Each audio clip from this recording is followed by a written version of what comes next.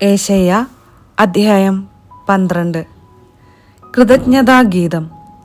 അന്ന് നീ പറയും, കർത്താവേ, അങ്ങേക്ക് ഞാൻ നന്ദി പറയും. അങ്ങ് എന്നോട് കോപിച്ചിരുന്നെങ്കിലും അങ്ങയുടെ കോപം നീങ്ങുകയും അങ്ങ് എന്നെ ആശ്വസിപ്പിക്കുകയും ചെയ്തു. ഇതാ, ദൈവമാണ് എൻ്റെ രക്ഷ. ഞാൻ അങ്ങയിൽ ആശ്രയിക്കും. ഞാൻ ഭയപ്പെടുകയില്ല. എന്തെന്നാൽ ദൈവമായ കർത്താവ് എൻ്റെ ബലവും എൻ്റെ ഗാനവുമാണ്.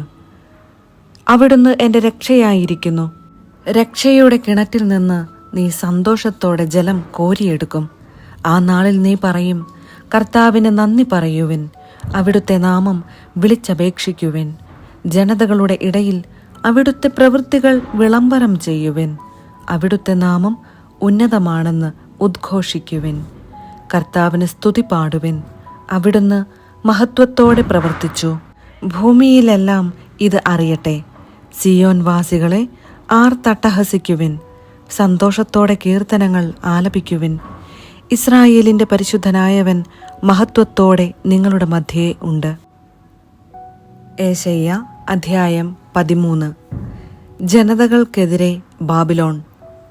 ആമോസിന്റെ പുത്രനായ ഏശയ്യായ്ക്ക് ബാബിലോണിനെ സംബന്ധിച്ചുണ്ടായ ദർശനം. മൊട്ടക്കുന്നിൽ അടയാളം ഉയർത്തുവിൻ. അവരോട് ഉച്ചത്തിൽ വിളിച്ചു പറയുവിൻ.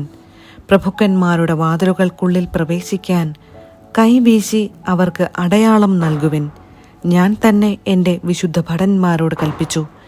എൻ്റെ കോപം നടപ്പാക്കുന്നതിന് എൻ്റെ ഔന്നത്യത്തിൽ അഭിമാനം കൊള്ളുന്ന വീരപോരാളികളെ ഞാൻ നിയോഗിച്ചു.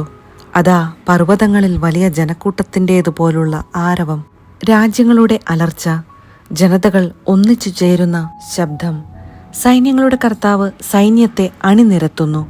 ഭൂമിയെ ഒന്നാകെ നശിപ്പിക്കാൻ കർത്താവും അവിടുത്തെ രോഷത്തിന്റെ ആയുധങ്ങളും ദൂരദേശത്തുനിന്ന് ആകാശത്തിന്റെ അതിരുകളിൽ നിന്ന് വരുന്നു. ഉച്ചത്തിൽ വിലപിക്കുവിൻ. കർത്താവിന്റെ ദിനം സമീപിച്ചിരിക്കുന്നു. സർവശക്തനിൽ നിന്നുള്ള വിനാശം പോലെ അത് വരും. എല്ലാ കരങ്ങളും ദുർബലമാകും. എല്ലാവരുടെയും ഹൃദയം ഉരുകും. അവർ സംഭ്രാന്തരാകും. കഠിനവേദനയും ദുഃഖവും അവരെ ഗ്രസിക്കും. ഈറ്റ് നോവെടുത്തവളെ പോലെ അവർ പിടയും.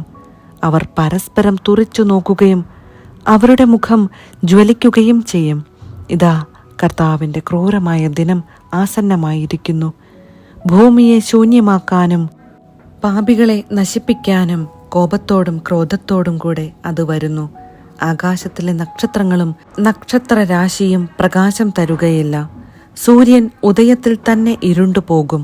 ചന്ദ്രൻ പ്രകാശം പൊഴിക്കുകയില്ല. ലോകത്തെ അതിൻ്റെ തിന്മ നിമിത്തവും ദുഷ്ടരെ അവരുടെ അനീതി നിമിത്തവും ഞാൻ ശിക്ഷിക്കും. അഹങ്കാരിയുടെ ഔദ്ധത്യം ഞാൻ അവസാനിപ്പിക്കും. നിർദ്ദയന്റെ ഗർവ് ഞാൻ ശമിപ്പിക്കും.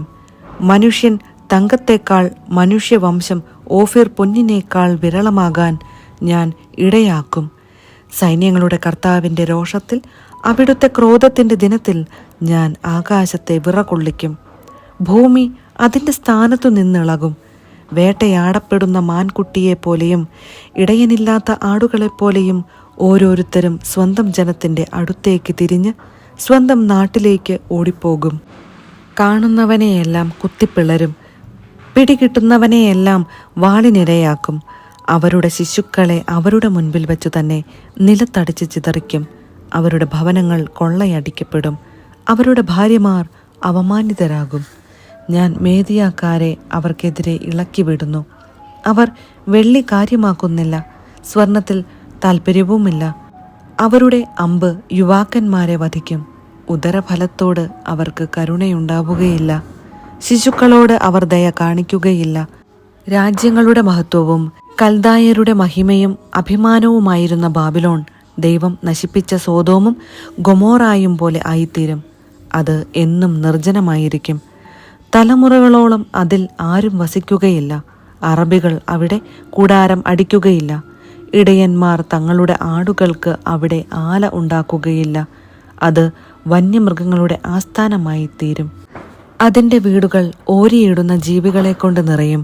ഒട്ടകപക്ഷികൾ അവിടെ വസിക്കും. കാട്ടാടുകൾ അവിടെ തുള്ളി നടക്കും. അതിൻ്റെ ഗോപുരങ്ങളിൽ ചെന്നായ്ക്കളും മനോഹര മന്ദിരങ്ങളിൽ കുറുക്കന്മാരും ഓരിയിടും. അതിൻ്റെ സമയം ആസന്നമായിരിക്കുന്നു. അതിൻ്റെ ദിനങ്ങൾ ദീർഘിക്കുകയില്ല.